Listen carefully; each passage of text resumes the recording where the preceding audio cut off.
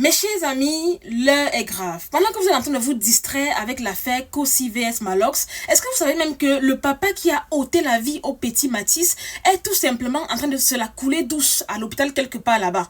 Et en fait, moi, sincèrement, ce qui m'énerve, c'est d'entendre les gens dire que « Oh, le dossier est incomplet. Oh, on n'a pas suffisamment d'éléments pour pouvoir l'envoyer directement en prison. » Sincèrement, prenez vos tabourets parce que je pense que ça mérite que Marie-Bibi fasse une vidéo parce qu'honnêtement, je n'aime pas la foutaise. Et je ne sais pas pourquoi, mais le Cameroun a l'air d'énerver dans des situations. Les amis, je ne sais pas si vous vous rappelez, la dernière fois, il y avait une maman qu'on avait attrapée, apparemment, où elle faisait quoi dans le coco, où elle pissait dans le coco, où elle chiait dans le coco, je ne sais pas. L'affaire a fait tellement de buzz sur les réseaux sociaux. Et même pas au bout d'une semaine, la dame a été arrêtée. Et je me rappelle même que on avait fait le défilé dans tout Yaoundé avec elle, pour que tout le monde puisse la voir, l'interroger, oui, pourquoi tu as fait ça, pourquoi tu as fait ci. Maintenant, quand on est dans un cas extrême, un cas qui requiert vraiment une vraie attention de la part des autorités compétentes, on nous sort des histoires à dormir debout. Oh, il n'y a pas suffisamment de preuves, il n'y a pas suffisamment de ceci. Donc, l'arme du crime que Canal 2 a exposé là, c'est vraiment le couteau du Maguida. Expliquez-nous, je ne comprends pas comment on peut dire qu'il n'y a pas suffisamment d'éléments. En fait, ils ont sorti là-bas une autre version qui dit que, oh, il était sous, il ne se rappelle plus, nanana. Honnêtement, les amis, je ne suis pas juriste, hein. Je ne suis pas une experte du code, je sais pas moi, pénal camerounais. Mais je sais quand même que, quoi qu'il en soit, sincèrement, ce monsieur n'était pas ivre. Parce que j'ai vu un témoignage de l'oncle de Mathis qui disait que, en fait, l'histoire s'est passée au bar. Vous comprenez? Le père de Mathis à des chantiers, à ce qui paraît.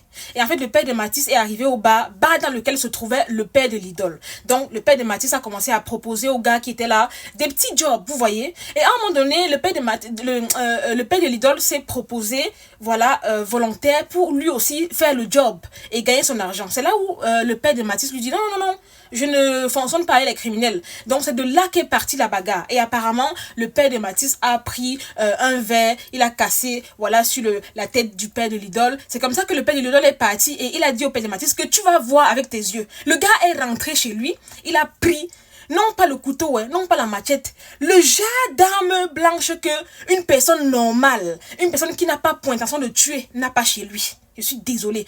Qu'est-ce que ce genre de couteau, je ne sais pas s'il va appeler ça couteau, je ne sais pas s'il va appeler ça quoi. Qu'est-ce que ce genre de couteau fait chez toi? À quel moment tu as ce genre d'arme? Si ça, ce n'est pas prémédité, c'est quoi? Donc le gars arrive, il ôte tranquillement la vie du petit garçon. Et à ce qui paraît même, il voulait finir avec la vie de tous les 3 garçons, de tous les 3 enfants. Heureusement que les autres étaient plus grands, ils ont dû fuir. Donc sincèrement, la justice camerounaise, ne nous énervez pas. Quand il s'agit de prendre au sérieux les futilités, quand il s'agit de mettre aux arrêts les gens qui partent donner des informations en mentaux, vous êtes forts. Maintenant qu'on parle d'un vrai cas, un cas qui requiert vraiment toute l'attention, on ne voit personne. Quand c'était Bob Daïs là, on vous a vu, non? En tout cas, sincèrement, faites votre travail. Faites votre travail. Le gars s'est d'abord réveillé, il dit que, oh, il a oublié, qu'il ne se rappelle même pas des actes. Sincèrement, si ça, ce n'est pas un film...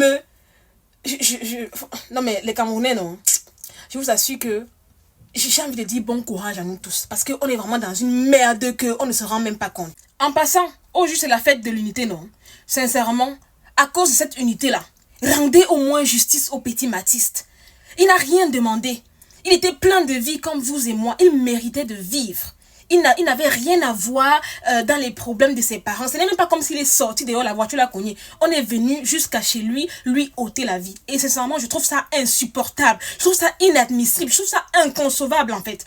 Donc le Cameroun, la justice camerounaise, tous ceux qui ont le pouvoir de rendre justice doivent le faire. D'accord? Laissez-nous nos histoires de que oh. Sincèrement, ici en Beng, quand un truc arrive, avant même qu'on ait les éléments, voilà, qui vont faire si. On te met d'abord en garde à vue, tu ne comprends rien. En tout cas, anyway.